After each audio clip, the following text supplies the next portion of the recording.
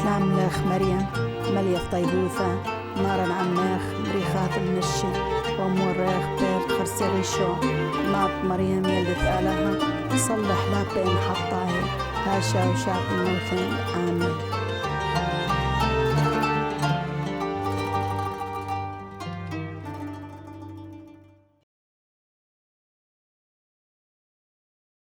Soy la hermana María de la Contemplación, soy argentina, pertenezco a la familia religiosa del Verbo Encarnado, al Instituto Servidoras del Señor y de la Virgen de Matará, que es la rama femenina de la familia religiosa, y me encuentro actualmente misionando en España desde hace 3 años. He tenido la gracia de Dios de misionar 21 años en Medio Oriente. Mi primera misión, donde fui la primera vez, es en Palestina. Fuimos con 3 hermanas que iniciamos en Jerusalén, luego fuimos a vivir a Belén. Allí estuve 6 años la primera vez, luego estuve destinada a Egipto 4 años. Luego de Egipto fuimos a iniciar nuestra misión en Túnez, donde viví 5 años. Luego regresé a Egipto, viví otros 3 años en Egipto y allí hacía de visitadora, por lo tanto también visitaba Túnez e Irak. Y luego fui a vivir nuevamente a Tierra Santa y Jordania, y como también allí era visitadora, me tocaba visitar Palestina, Israel, Jordania, Siria, la Franja de Gaza, que es Palestina.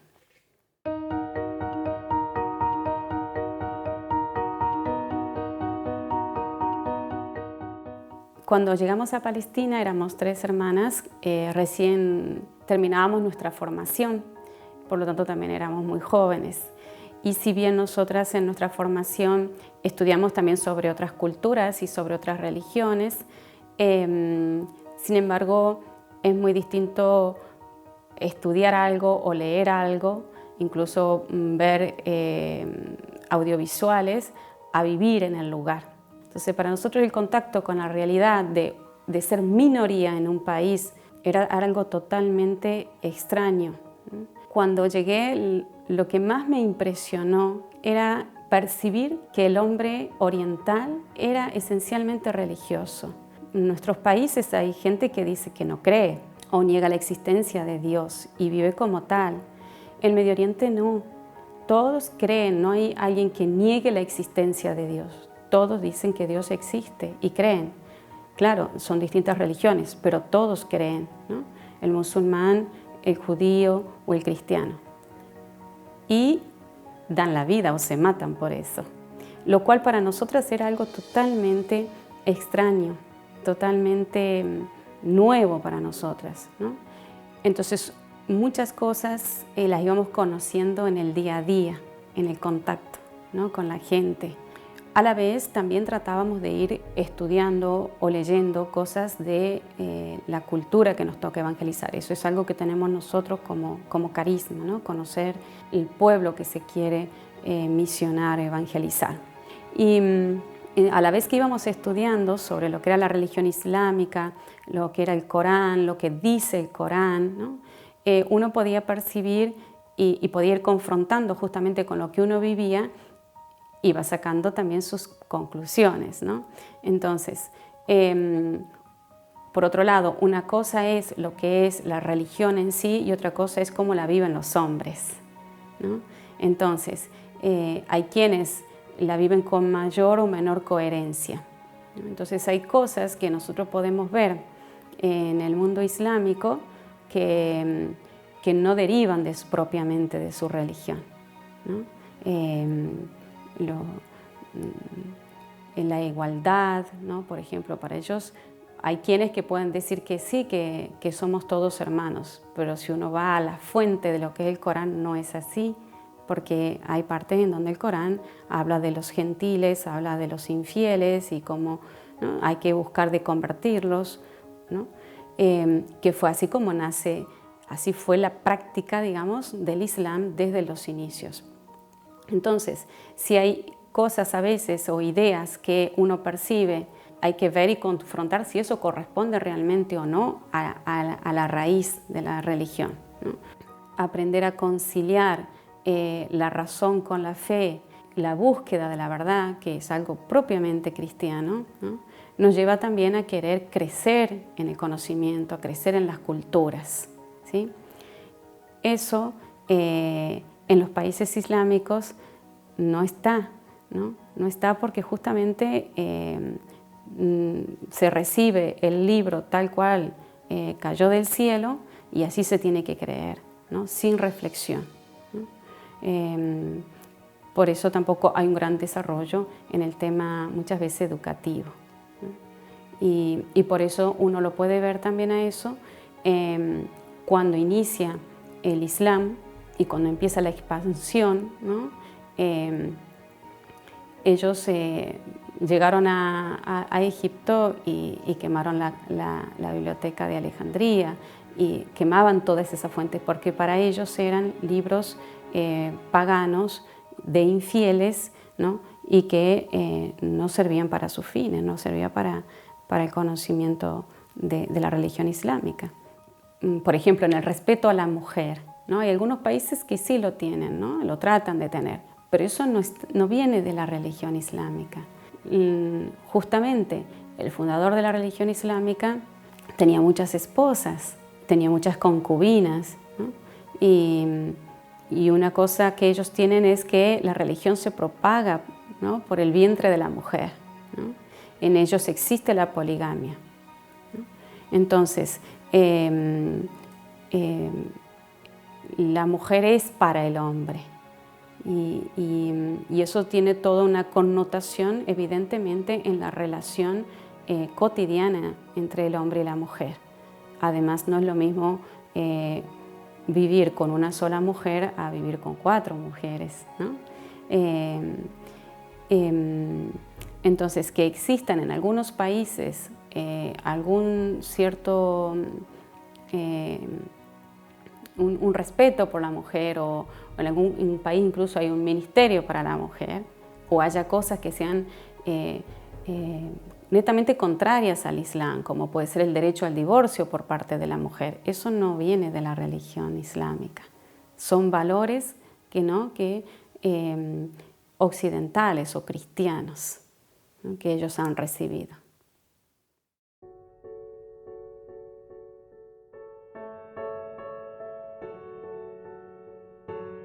Estuve en Túnez hasta el 2010. ¿No? Justo antes de que iniciaran las revoluciones.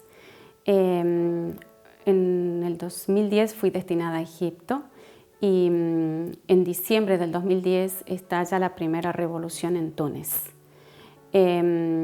Como yo era en aquel entonces visitadora, me tocaba muy de cerca el tema y tenía que desde Egipto dar pautas a las hermanas cómo vivir. Fue algo que nos tocó que surge muy de sorpresa, no era algo que se venía preparando o al menos no lo percibíamos mucho exteriormente. Luego de Túnez, de diciembre del 2010, en enero estalla en Egipto y allí nosotras teníamos varias casas, sobre todo en Alejandría, teníamos casas con niños, con niñas pequeñas, con niñas adolescentes, discapacitados y también teníamos casas de formación porque había varias vocaciones de Egipto. Entonces éramos un buen número y vivíamos en un barrio más bien apartado, en un barrio muy popular, muy musulmán, en donde siempre tratábamos de llevar una convivencia, digamos, ¿no? Mantener las relaciones para poder vivir.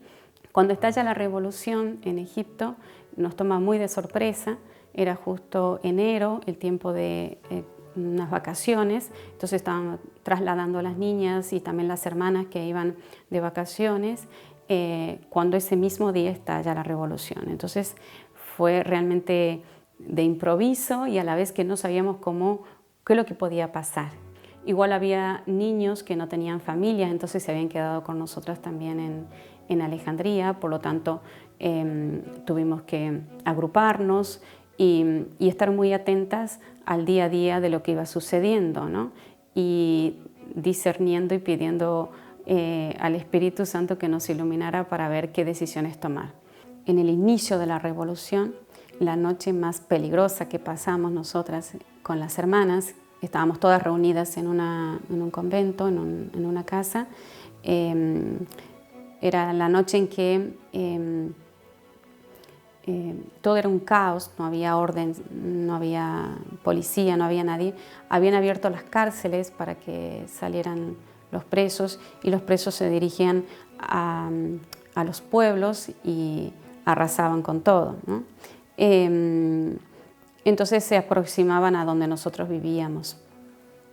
Y aparte de haber tomado varias precauciones de ver cómo nos íbamos a defender si llegaban a nuestra casa, esa noche rezábamos sobre todo a la Virgen.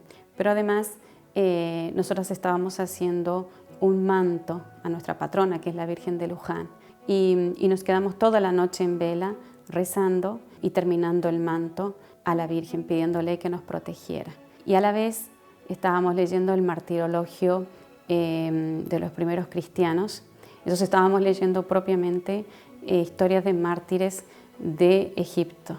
Y así elegimos a Santa Teodora de Alejandría, que era una mártir de allí, de Egipto, ¿no? De los primeros cristianos, como patrona de una de las comunidades que nosotras íbamos a iniciar próximamente. Finalmente logramos irnos a vivir al centro de Alejandría y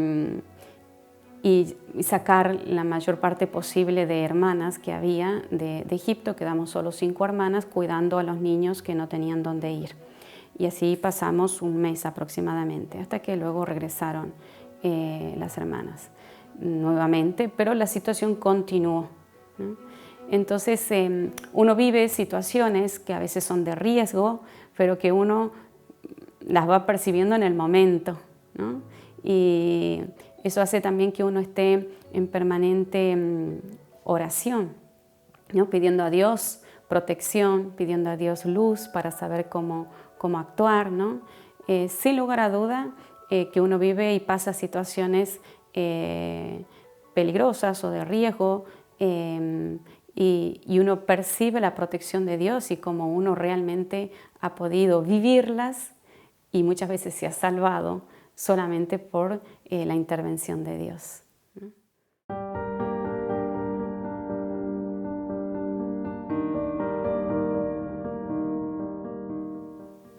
¿no? Cuando pasó el tema de que mataron a los cristianos coptos en Libia, había hermanas que tenían hermanos trabajando en Libia. Entonces, eso también se vive como de un modo es algo muy doloroso, ¿no? Y rezábamos mucho para que ellos pudiesen salir, porque luego de que los mataron, los que estaban dentro querían salir, querían pasar de Libia a Egipto. Entonces, cuando empezaban como a escapar, cuando llegaban a la frontera, los mataban en la frontera. Lo que pasa es que eso no se filmó y no salió, pero muchos murieron en la frontera.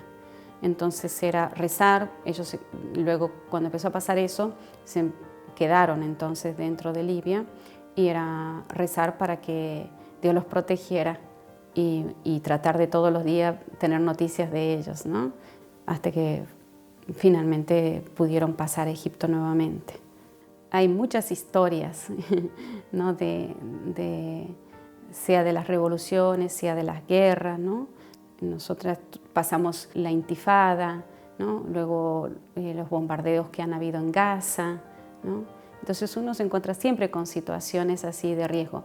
No es que estén todos los días bombardeando, pero justamente uno trata de, cuando la vida vuelve a la normalidad, de pronto empieza de nuevo un bombardeo o se acercan los yihadistas, ¿no? Entonces uno está como en un constante tensión o atención, ¿no? Sobre todo eso nos hace crecer mucho en la fe, en la dependencia de Dios, porque quien es el que nos protege es Dios, ¿no? Sí que nosotras nos hemos encontrado en situaciones de riesgo, sí, y que nos encontrábamos solas, sí, también, ¿no? En medio de la revolución nos tocaba conducir camionetas para sacar las hermanas, tal vez de los barrios en que vivíamos, y eran situaciones de riesgo, sí, pero las teníamos que tomar para para poder llegar a un lugar más seguro, ¿no? Y encontrarnos tal vez en la ruta o con tanques o con coches quemados o con grupos de yihadistas que a veces pasaban con sus camionetas y nos tapaban el camino también. Entonces nosotras hemos experimentado realmente la protección de Dios, porque no nos pasó nada, porque Dios realmente nos protegió, no había protecciones humanas.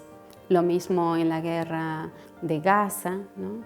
También allí uno se siente solo con Dios, tanto para la fortaleza que es necesaria para pasar las dificultades, ¿no?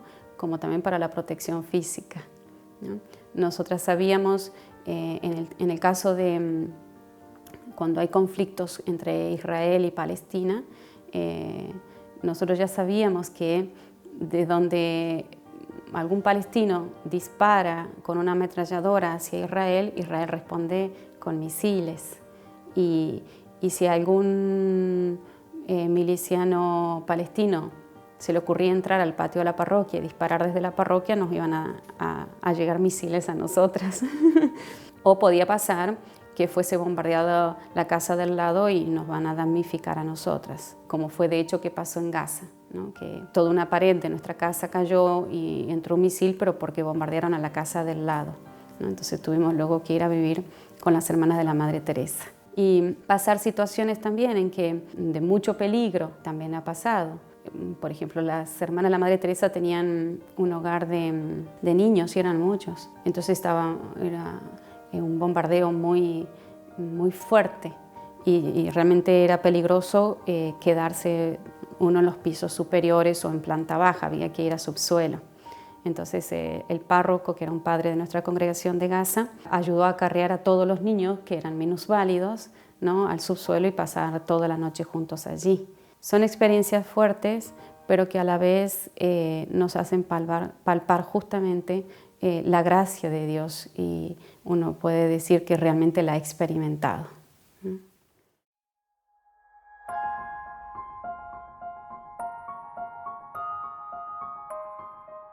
Lo que me llamaba la atención era esa persecución silenciosa que tenían, ¿no? Y que era de siempre. Ellos nacen, crecen, sabiendo que esa es la condición de ellos, de minoría y de desventaja, ¿no? Entonces, en ciertos países, por ejemplo, no pueden acceder a ciertas carreras universitarias, ¿no? O en algunos lugares incluso nosotros tenemos vocaciones, hermanas de árabes, ¿no? Cómo iban a la escuela pública y a la mañana, simplemente por el hecho que son cristianos, de hacerles poner las manos así, latigarles las manos, sin motivo, no porque se habían portado mal, no porque no habían hecho bien la tarea, simplemente por ser cristianos, ¿no?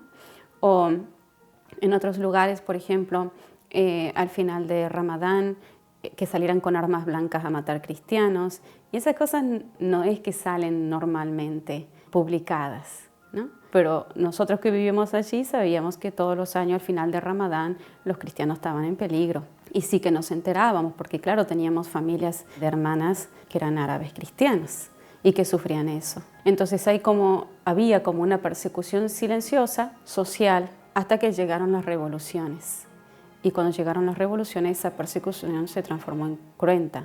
Entonces, los cristianos me edificaban porque eran personas sencillas, como cualquiera de nosotros, pero que vivían su fe de un modo sencillo, pero a la vez muy profundo, ¿no? Realmente gente con una fe martirial, ¿no? Ellos estaban dispuestos a dar la vida, a dejarlo todo, como de hecho sucedió, ¿no? En el tiempo de la Revolución, que ellos abandonaban todo, ¿no? Dejaban su casa, dejaban su país, ¿no? Cogían las pocas cosas que tenían y salían caminando.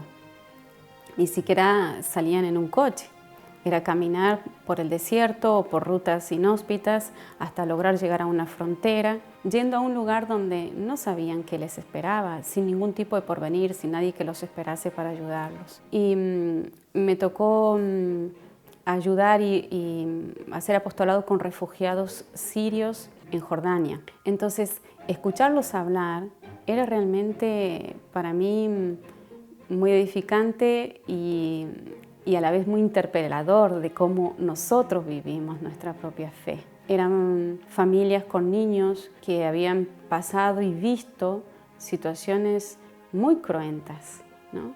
Estaban allí con niños que justamente por las escenas que habían visto, por el miedo que habían pasado, a lo mejor el niño no podía dormir a la noche sin una luz encendida, se le caía el cabello, ¿no?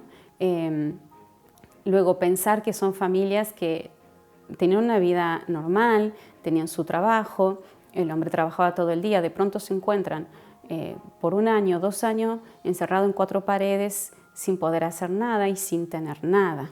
Esas cosas también uno muchas veces las pasa muy por arriba y uno no llegamos a reflexionar lo que significa, no solamente que dejaron todo, ¿no? Sino que después la vida que tienen del otro lado les resulta muy penosa. Al mismo tiempo, los cristianos en Medio Oriente, ellos viven su vida alrededor de la parroquia, ¿no? Viven en barrios concentrados alrededor de la parroquia y toda su vida social y religiosa se desarrolla en la parroquia, porque el resto del mundo es musulmán. De pronto llegaban a Occidente y ya no tenían barrios cristianos ni parroquias. Sí, tienen las parroquias, pero no es lo mismo. En Medio Oriente las parroquias están abiertas todo el día. Para lo que necesitaban iban a hablar con el párroco. Realmente percibían, se sentían extranjeros realmente, extraños, y ese modo de vida cristiano que ellos tenían en Medio Oriente no lo encuentran en Occidente. Entonces el sufrimiento es muy grande.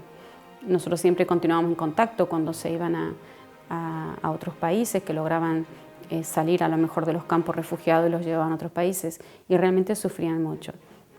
No obstante, a pesar de todas las cosas que ellos habían pasado y de todo lo que habían dejado, ellos siempre decían, gracias a Dios.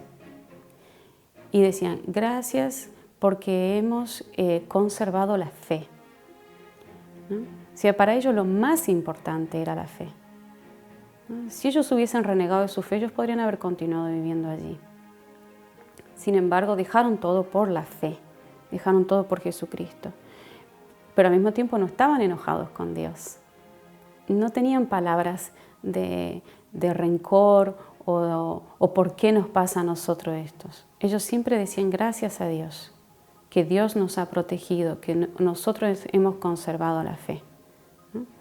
Y quienes a veces estaban en mayor peligro, que a lo mejor no podían salir del lugar y tenían que continuar allí, es decir, que podían ser, en cualquier momento los podían o bombardear o raptar, lo que fuese, ellos siempre pedían que rezásemos para que ellos no fuesen a renegar de la fe, porque sabían que podían ser torturados, que los podían matar de un modo muy sanguinario. Ellos pedían que rezáramos para que conservaran la fe. Nunca nos pedían para que no me bombardeen la casa o para no perder las cosas, ¿no? Siempre pedían para que ellos pudieran perseverar, ¿no? Entonces, lo que nosotras vimos desde que llegamos, el modo de vivir la vida cristiana, el modo de vivir la fe, pudimos comprobar, ¿no?, que era genuino, porque cuando llegó el momento de la persecución, ellos supieron dar respuesta, ¿no?, y ser consecuentes con lo que creían, que la fe era el mayor tesoro que tenían, ¿no?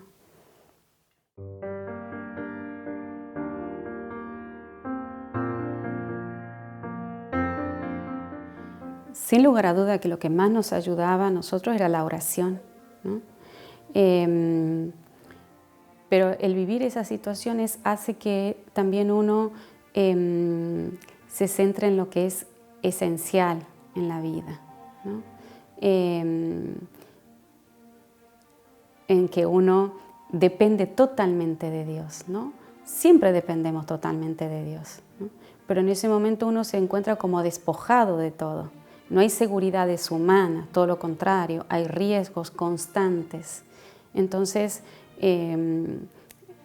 se percibe o se vive más en dependencia constante de Dios. Entonces, sin lugar a duda que lo que más nos ha ayudado en esos momentos ha sido la oración, ¿no? La Eucaristía diaria, la adoración, el rezo del Santo Rosario todos los días, ¿no? Y eso mismo vivían los cristianos. También para nosotras, como religiosas, era un gran aliciente y nos daba mucha fortaleza el ejemplo de los mismos cristianos. Porque no era que nosotros teníamos que andar diciendo, vengan a rezar. Ellos buscaban a dónde ir a rezar. Ellos mismos contaban que mientras estaba el bombardeo se reunía la familia y se ponían a rezar el rosario. Ellos contaban historias de milagros, como Dios los protegía, como tal vez se había caído todo el edificio y no el piso de ellos. Y hay muchos testimonios. A nosotras también nos llamaba mucho la atención, era como ver o percibir o vivir como lo mismo que habían vivido los primeros cristianos, ¿no? La persecución por un lado y la protección, la fortaleza que Dios les daba en esos momentos, porque realmente contaban cosas que eran muy, muy dolorosas, ¿no? Algunos incluso testimonios de quienes a veces estuvieron secuestrados, ¿no? Historias de milagrosas, ¿no? Por ejemplo, un señor que era chofer de un autobús. El chofer de un autobús no es que tiene gran dinero, pero secuestraban para pedir dinero. Entonces los llevaban a como una caserna en donde estaban muchos hombres, todos secuestrados, y ellos piden dinero. Hasta que no da la familia el dinero, no los sacaban. Eran tantos que estaban todos de pie. Y para poder dormir, para poder echarse en el suelo y dormir, se turnaban. Y el verano, así como el invierno es muy frío, el verano mucho calor. Y allí había solo una ventana. Entonces él era asmático. Entonces una de las noches empezó a tener como una crisis asmática porque no entraba aire. Entonces él se arrodilló y se puso a rezar, ¿no? Y en ese momento entró una ráfaga de aire que le volvió la respiración, ¿no? Con él estaban también secuestrados también musulmanes, ¿no? Y entonces cuando otra noche él estaba durmiendo y no había aire, los musulmanes lo despertaron para que él rezara y pidiera a Dios que mandara aire, ¿no? Hay muchas historias así, ¿no? Y cómo los sacaban y los interrogaban, los torturaban para que renegaran de la fe, porque además de querer sacarles dinero, querían que ellos renegaran de la fe, ¿no? Y cómo ellos se mantenían. Y hay testimonios de varios de ellos que cuando les hacían los interrogatorios y que los interrogaban incluso también sobre la religión, sobre el Dios trinitario, ¿no? Que creemos, ellos, que eran personas simples, sencillas, ¿no? Cuentan cómo, no saben cómo, Dios les daba, ¿no? Una sabiduría tal que respondían que los musulmanes no sabían qué contestar, ¿no? Pero ellos percibían que era como un milagro, como una sabiduría que les llegaba del cielo para poder responder, ¿no? Entonces, con todos esos testimonios que nosotros recibíamos, realmente podíamos decir que eran como los primeros cristianos, cómo morían, cómo daban la vida, cómo sabían responder ante los que querían quitarle la fe.